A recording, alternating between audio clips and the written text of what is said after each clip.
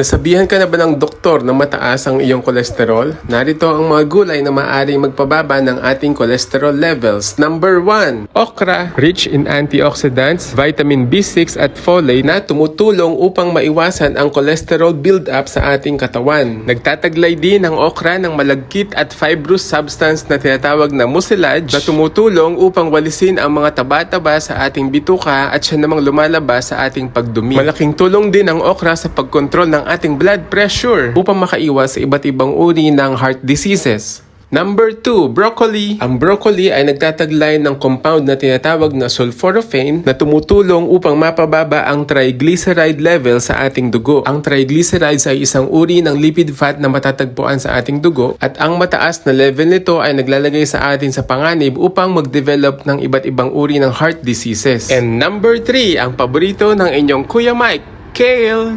Ang kale ay isa sa mga itinuturing na superfood dahil ito ay nagtataglay ng mataas na level ng potassium, fiber, folate at calcium na siya namang tumutulong upang mapababa ang ating LDL levels o ang tinatawag na bad cholesterol. Napakamahal nito sa mga supermarkets at mga restaurants, pero alam nyo ba na napakadali lang nitong itanim? Follow our page at tuturuan namin kayo. Yun po, God bless and happy gardening. Follow us for more!